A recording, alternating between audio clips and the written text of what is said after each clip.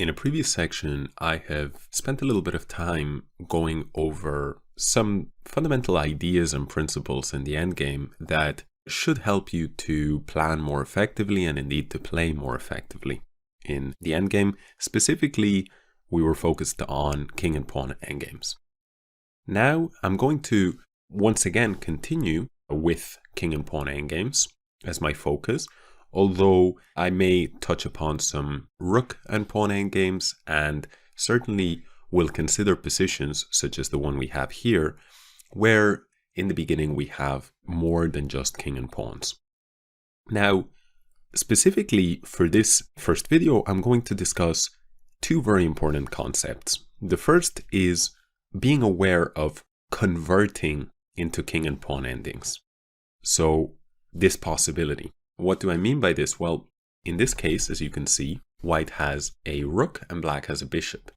But the side with more material, in this case white, can oftentimes play and use the possibility of exchanging that material and forcing a King and Pawn endgame, can use this in his favor, because the defensive side must not only endure the discomfort of playing down an exchange or down material in general, but on top of this, he has to constantly contend with the possibility that the side with more material will just exchange at the right moment.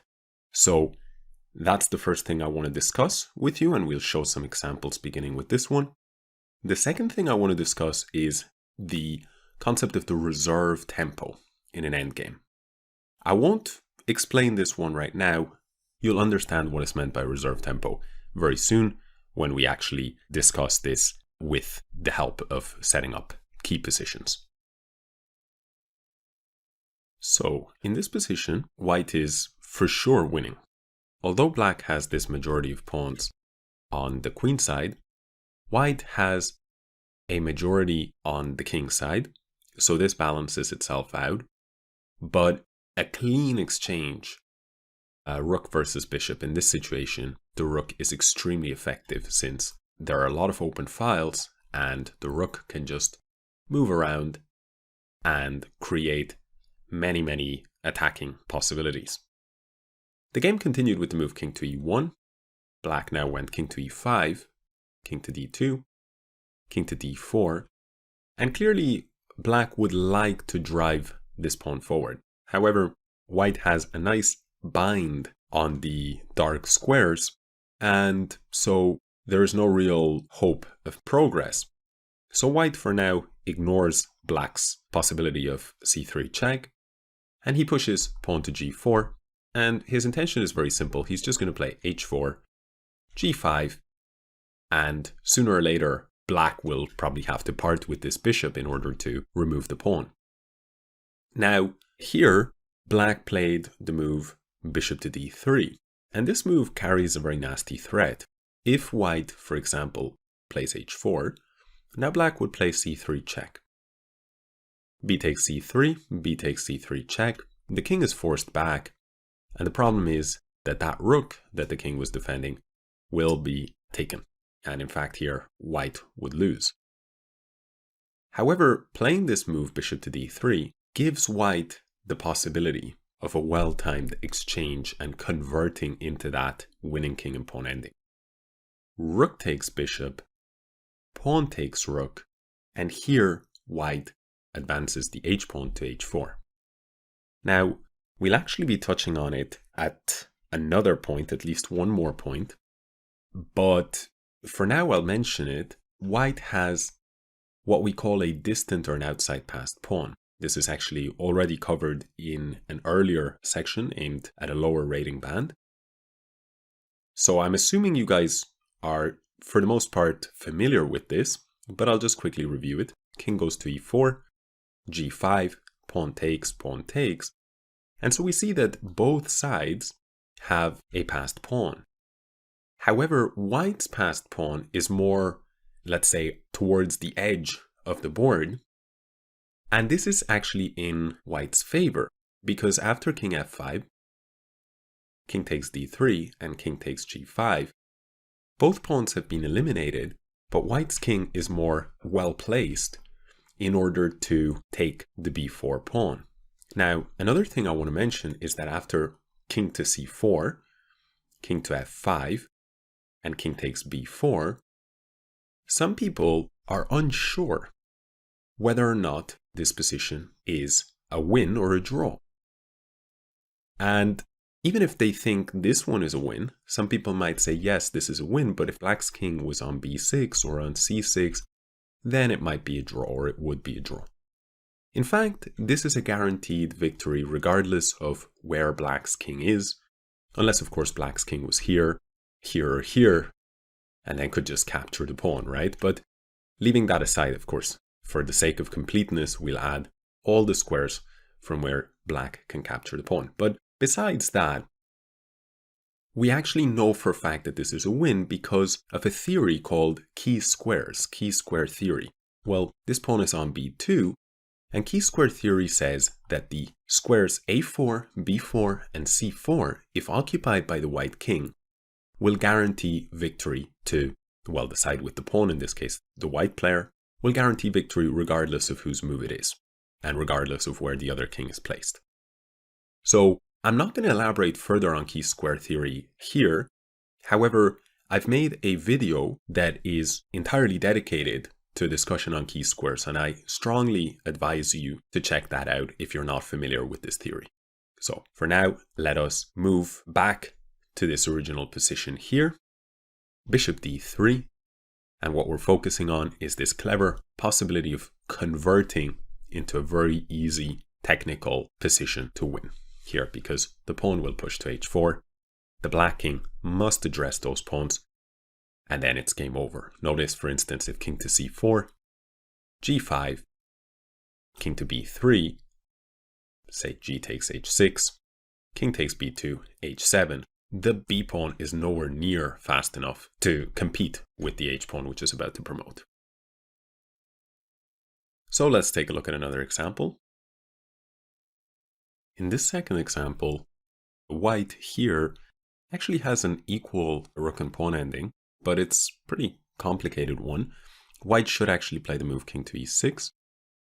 And after this, the point is that if black attempts to advance his pawns, white will play rook to g7, black can move king to f3, and with precise play, we don't need to focus on it, but with precise play, this will eventually pan out into a draw because both sides have their trumps. White has this d7 pawn and the d3 pawn that can also work its way up the board as sort of backup, and black's main trump is the g2 pawn with that backup f5 pawn. So in the end, it does wind up in a draw. However, white made a big mistake. He played the move rook to g7, and after this move, things are bad. Black now goes king to f3, and the point is that white's intention, king e5, to harass that f5 pawn, runs into some serious trouble. Black now plays the very smart move, pawn to g2, and if white captures the pawn on f5, can you see what black will do here? He will in fact play rook takes d7. If rook takes rook, then black will promote. And if not, then white will have to stay on the g file, and after rook takes d3, the situation will be grim. So white must have realized this, because at this point he played king to e6. But of course, we're seeing that in the initial position he could have played immediately king to e6, supporting his d7 pawn. So to not do so was really a very, very costly waste of time. Rook g7, king f3, king to e5, g2, now king to e6, and black plays f4, d4 for white, king to f2, now white goes d5, and now black gets there first and promotes. Rook takes g1, king takes rook. And here we see a situation where after king to e7, black happily sacrifices his rook, so now we have traded into that king and pawn endgame. But after king takes rook, the problem for white is that black's pawn is not being impeded by his own king, whereas white's pawn is. Clearly the black player was confident in his calculation skills. We can actually flip the board around now so you can see it from the black perspective. Now black played the move pawn to f3. White played king c7, f2, d6, queen, d7. And here black can win in a variety of ways, but he went perhaps the line that required the most confidence. He simply played queen d3. Happily once again converting a position with more pieces on the board into a king and pawn endgame. The point is white has nothing better than to promote, and after queen takes d8, king takes d8, black has only one move to win the game, but it is enough. That move is pawn to b5. If, for example, black had played pawn to a5, then white would play pawn to a4, very important idea in king and pawn endgames, and this rigid pawn structure for black, rigid because b5 is not an option, and if b5 is not an option, then the pawn on a5 is also fixed.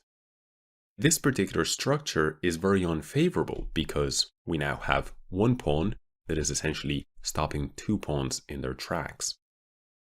And if b5, then a takes b5, sure, it's true that black creates a passed pawn, but white has also created a passed pawn, and after a4, b6, a7, b7, a2, b8 queen, a1 queen, black gets there in time to promote his pawn, but it will be only enough for a draw. Let's take a look from here. After queen d3, d8 queen, queen takes queen, king takes, b5. Very clever move.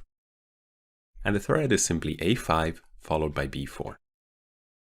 The white king is very near to the b and a pawns, but he's not quite near enough. After king to c7, a5, king to b6.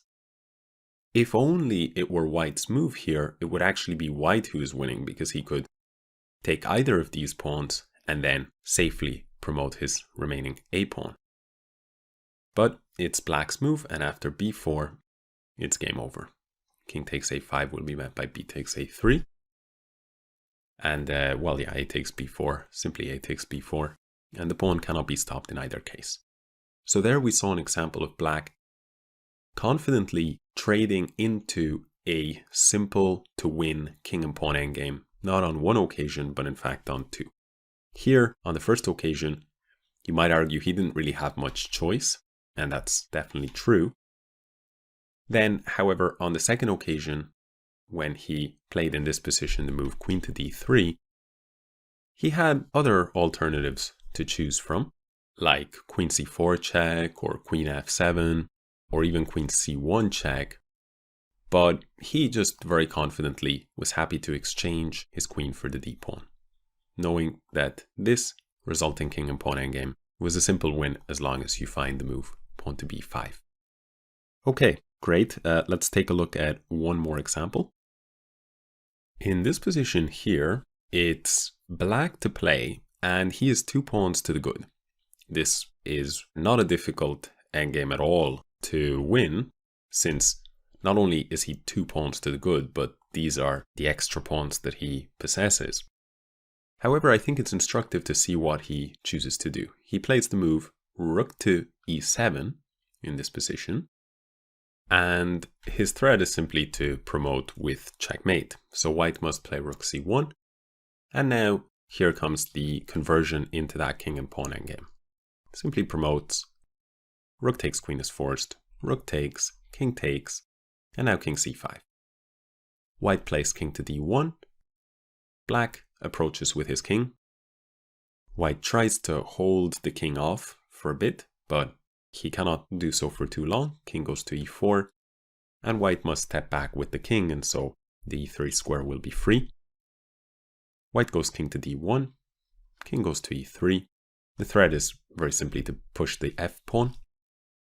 White goes king e1, and here black uses a second method, which is the so-called semi-stalemate method, which I have previously touched upon in my earlier King and Pawn videos. So here, what Black's use of the semi-stalemate method will become apparent. He goes f2 check, White goes king to f1, and here Black goes king to f3. So now there is no possibility for White to move his king. And therefore he must play the move h3 or h4, but in either case g takes h3 will be the move. And because White still has this pawn, in fact, in this position, this is the case of the semi-stalemate, right? The White king cannot move, but of course he wishes it were stalemate, but with 2 pawns on the board, the whole point is that Black forces White's hand. So h3, g takes h3, g4, h2, g5, and h1 queen. So this is also a very, very common winning technique in King and Pawn Endgames. So definitely, if you weren't familiar with it, it's one worth knowing.